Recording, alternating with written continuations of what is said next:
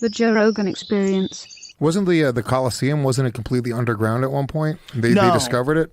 No. The Sphinx was underground. But the head was above it, and then they cleared out the sand. God. The Colosseum You was came off stupid as shit there. No, I don't think it was underground. No. The Colosseum has always been there, but they did used to be able to get water in it. They used to have water fights. Yeah. They'd have boat fights in there. It was crazy. Bro, imagine really cool shit. Watching people get eaten by lions in front of everybody. Imagine what that was like. Well, back then, you understand, they didn't they would have these games.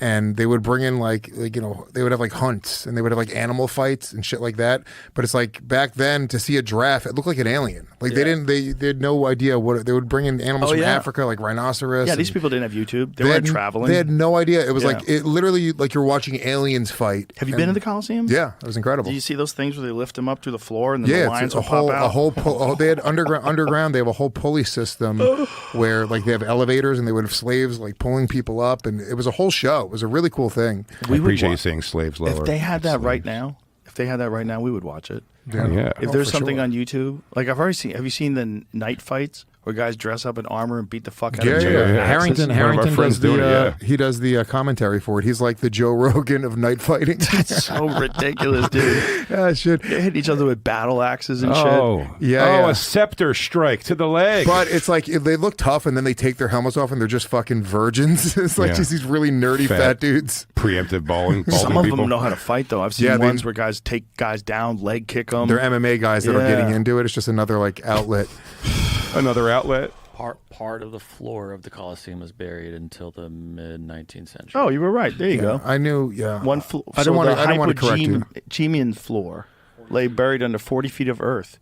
All memory of its function, even existence. What is that? The floor that lifts up? Is that what that is? Yeah, the floor. There was stuff sticking out of it, and then they went and they uncovered that there was like an entire underground system, like all this shit. It was actually really did recent. Someone cover it up? Did you go back to that description, Jamie? Because I think it explained that someone covered it up. Well, I mean, they destroyed most of Rome, so I'm sure it was part of it. I wonder why they did that. They were using all this shit for the tour that I did of the Colosseum was boring as shit. Mussolini fixed it. The guy wasn't all bad. What were you saying, Jamie? What'd you say? They were using the pieces of the city for construction or whatever else they were building, new stuff. Same with like the pyramids. People shit on Mussolini. God, I'm pulling that right. They go, Limestone Mussolini, what a monster. I go, clean the floor of the Colosseum. They did that with the pyramids. They stole the fucking stones from the outside of it. Yeah, people are so gross. Yeah, it was crazy. Well, It's remember like the Trevi Fountain a few years ago in Rome? They poured like black ink in it or something, just protesters. It was like, and they literally had to drain the fountain, and it took like however many months to clean it. It was fucked up. The Colosseum architects made changes to allow new methods of stagecraft. Other changes were accidental. Fire sparked by lightning in 217 AD gutted the stadium, sent huge blocks of travertine plunging into the hypogeum.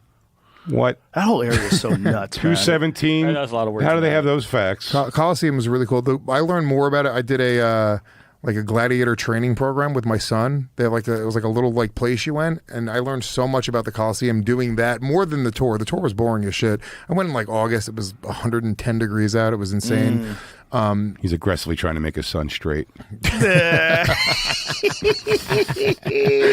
But that was a cool experience. Like, dude, it's fucking cool as shit, man. They didn't kill each other, the gladiators. Like, that's all like it's lore. Lies? That's they all didn't? lies. It was none of that, because it was like pro wrestlers. If your gladiator killed another gladiator, the guy who owned that gladiator would have to pay the other guy who owned that gladiator. They were all slaves. So it was all just show. It was like pro wrestling. They would cut each other, but they had like big, like fat bellies, so they wouldn't cut each other's organs. They knew how to like do it in a certain way. It was all show. Really? It did happen once in a while, but that was more rare when you see an actual death. So occasionally they would fight for real to the death. I'm sure occasionally they did. Where did you get all this information? From my gladiator training program. Really? Yeah.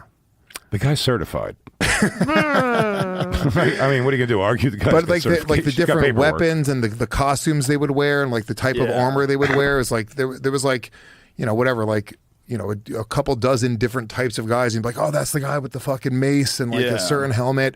And it was like it was free as well. All the people in Rome, there wasn't a ticket price. The government would sponsor it, so it was just to get people like, keep them happy. And fucking the richer you were, the closer you were. Like all the peasants would be up in the rafters. Right.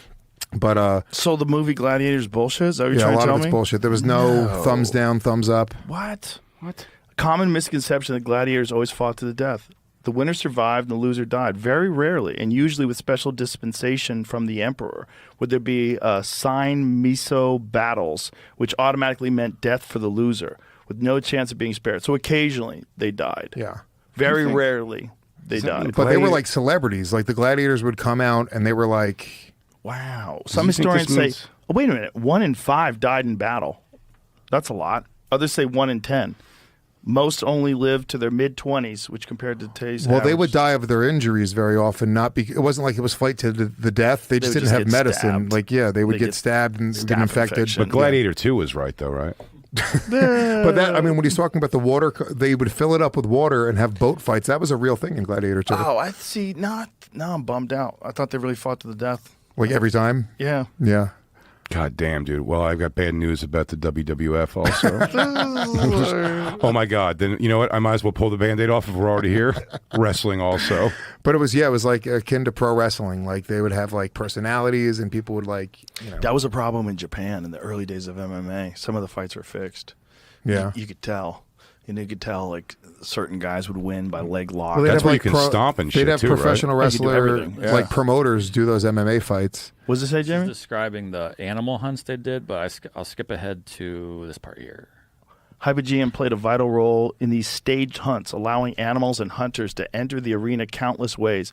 Eyewitnesses describe how animals appeared suddenly from below as if by magic, sometimes apparently launched high into the air. The hypogeum allowed the organizers of the game to create surprises and build suspense. A hunter in the arena wouldn't know where the next lion would appear or whether 2 or 3 lions might emerge instead of 1. Yeah, out of those like Holy trap doors shit. in the bottom, a lion would just jump out and you're watching a dude like hunt lions. How cool is that though? This uncertainty could be exploited for comic effect. He goes, guys, I'm not afraid of no bullshit-ass lion. I fuck a lion. He's right behind me, isn't he?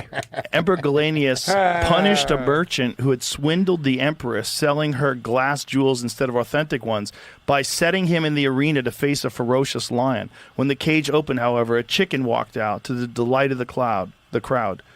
Galenius then told the herald to proclaim he practiced deceit and then had it practiced on him. The emperor let the jeweler go home. Whoa. So they let people, so it wasn't that Killed mean. him days later. They were less mean than we thought. Yeah. Yeah. It was still pretty brutal. Well, it was a fucking brutal time to be alive back then, man. Dude, 1 in 5 got to live. Relax. 1 in numbers 10, rule. maybe 1 in 10. Maybe even 1 in 10. No Yeah. big whoop. I bet a lot of dudes were sliced up, though. You ever see those Nazi dueling scars where the Nazis in like when they were in like military school, they would have duels with sword fights and their faces would get slashed up and that was like their badge of courage. So all the Nazis that came over for NASA, they all had these like crazy Nazi dueling scars. All over their faces. Yeah, you ever see those? Bro, it's so creepy. They do the shit we do now in arenas too with like t-shirt guns. Ah! Snacks fell from the sky. Snacks as Wooden- abundantly as hail, one observer noted, along with wooden balls containing tokens for prizes, food, money, or even the title to an apartment, which sometimes set off violent scuffles among spectators struggling Nothing to grab changes them. today. Nothing. There used to be a blimp that would go around the Sixer Stadium and drop coupons for Hers potato chips, and I've seen people fall off of balconies for them. It was as hot as a boiler room in the summer, humid and cold in the winter, and filled all year round with strong smells from the smoke, sweating workmen packed in the narrow corridors, and the reek of the wild animals. No bathrooms and all that. Did people just shit into holes? Well, they always did. You know, where would you go if you're hot and you're drunk? And everybody's got the plague.